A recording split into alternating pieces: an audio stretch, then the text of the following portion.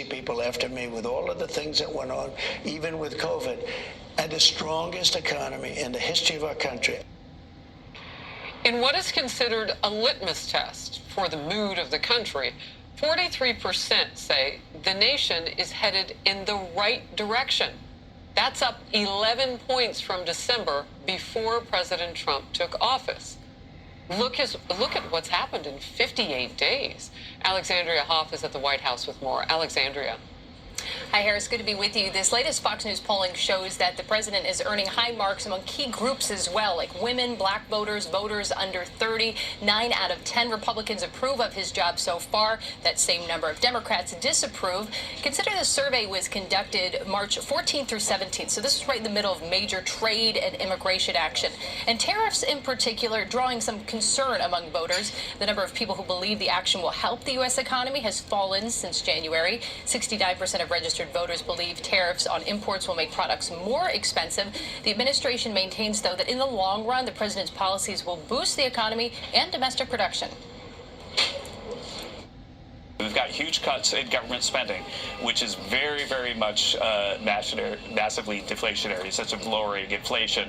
And we've got deregulation, which lowers the cost of everything, which is really lowering inflation. And then we've got tariffs, which won't change inflation if we onshore stuff.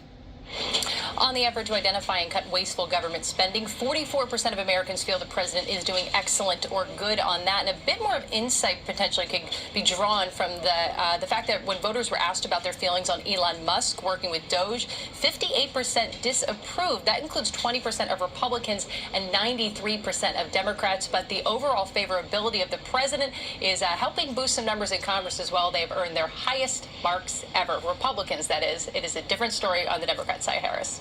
Alexandria, thank you very much. Power panel now. Kaylee McGee-White, Senior Fellow for the Independent Women's Forum and Steamboat Institute Fellow. Fred Hicks, President and founder of the Hicks Evaluation Group. Great to see you both. Let's just start with your reaction now to where Democrats are just in the polling, Fred. You can look across the board. You can pick one that you like best. I can't imagine you're in love with anything at this point. But what's your reaction? How do they get those numbers up? What does it take? Well, I think Democrats need to take advantage of Donald Trump's historic lows. Do you realize that Donald Trump is the only president since 1953 at this stage in the presidency to have an approval rating below 50%, except for Donald Trump in 2017? And that creates a tremendous opportunity for Democrats, an opportunity that we're not yet taking advantage of. But the reality is that those numbers that we just had on the screen, they are not good by any stretch, because Donald Trump is below 50% and he's above 70% in terms of disapproval with the key group that every campaign really focuses on, that's independents. So there's a big opportunity and Democrats need to seize that. What do you say to that, Kaylee? Well, I think there are a few things. I think that first, Trump's biggest problem right now is on the economy. And when we talk about the economy, Harris, I think we need to start by asking one very important question, which is the current system working for most Americans? In that, is it leading to continued economic growth and prosperity for most Americans? And the answer to that is simply no. I think of two key voter groups that were really important to propelling Trump to the White House back in November. The first is working class voters. I think of my mother-in-law, who has worked in the same auto factory in rural Ohio since she was 16 years old. And over the years, she's watched as her industry has been hollowed out. She's watched as her friends and neighbors have lost their jobs as plants in the area shut down one by one. And then I think of another key group, young Gen Z voters like myself, who have been thrust into an economy that is almost entirely dependent on government spending and debt. And as a result, we're facing serious barriers to the American dream, such as being able to afford and buy a first home. This system is not working for us. Donald Trump understands that and believes that one way to go about fixing that problem is by addressing the massive trade imbalances that the United States faces. And for all the Democrats talk about Trump's tariffs and how unpopular they are, I have yet to hear an alternative plan from them on how they want to rebalance the economy without introducing some of the same policies that got us here in the first place, such as runaway government spending. So maybe that's why, even as voters are a little bit concerned about Trump's economic agenda, our polling shows that voters still overwhelmingly believe that Trump is taking us in the right direction. Because at least he has a direction that includes and recognizes all Americans. Well, and that number is so specifically important and probably why he's seen his highest ever, really since the last time he was president, but even higher in that category of popularity for him. It has to do with where we believe as a nation we can get.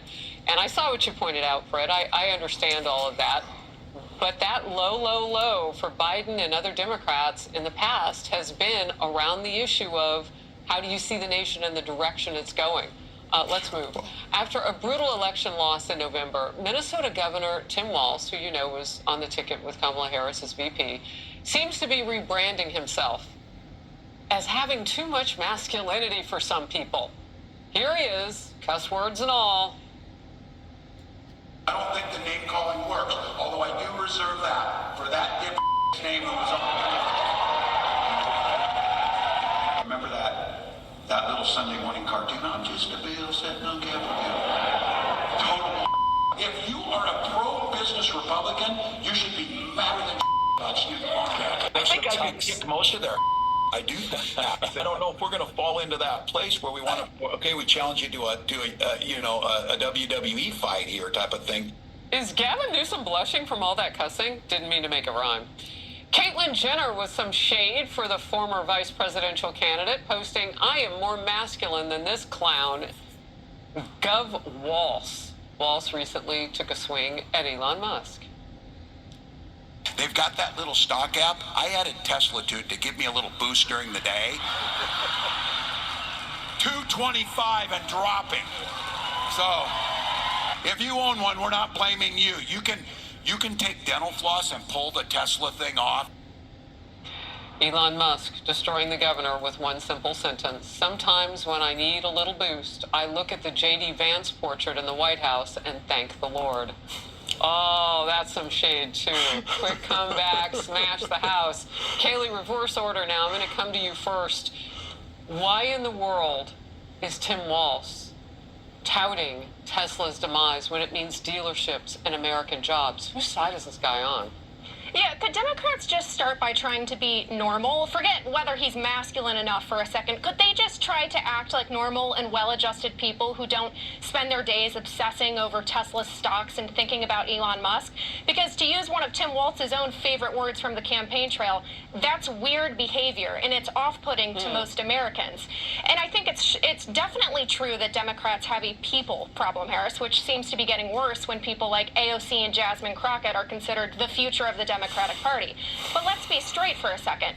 They could put up the most macho guy in the world on the campaign ticket, and it still wouldn't fix their primary issue, which is that they have a policy problem. And as long as they are coming down on the 20% side of 80-20 issues such as men and women's sports or whether to deport violent, criminal, illegal aliens, they have much bigger concerns than whether Tim Walz is normal or masculine. Look, Fred, this is a face that is, someone that people on your side of the aisle would know well because he was the vice presidential candidate on your side of the ticket. I'm wondering why you align yourself in any way with people who are now blowing up Teslas and Cybertrucks. That stuff is dangerous. And as I said as a cautionary tale, let's hope and pray. Pray real that no one is in one of those vehicles that these crazies are blowing up. Yet he's watching the stock of Tesla fall and celebrating it. That's anti-American. What do you say? Well, there's a lot in that statement, Harris, but I'd say this. There are extremists on both sides. There are people like Pizzagate and the people who stormed the Capitol on January 6th, and you have people doing extreme behavior on the left. But the reality is this, is that Americans are not happy with what's happening. You want to compare what happened, and look, we can have a discussion about those things separately. This is happening right now, and he's not denouncing it. I haven't heard you denounce it. Well, listen, I am not in favor of anyone harming anyone, right? What I believe in is kind of what Kaylee was just talking about, but she veered a little to the left. And that is that I believe that America does better when more people have more opportunities to make more money, not a select few. And that's what Democrats really stand for and what Democrats believe in. And I think that's what Tim Walz and others are trying to convey. While I am not by any means stretch or in any way, shape, or form condoning that behavior, what I am advocating for is for an America that does more and opens itself to more people, with more Americans doing better, not fewer doing better. And you didn't cuss at us. You've already raised the bar for your really party. Good to see you both. Thank you. Thank you. A federal judge, Trump's powers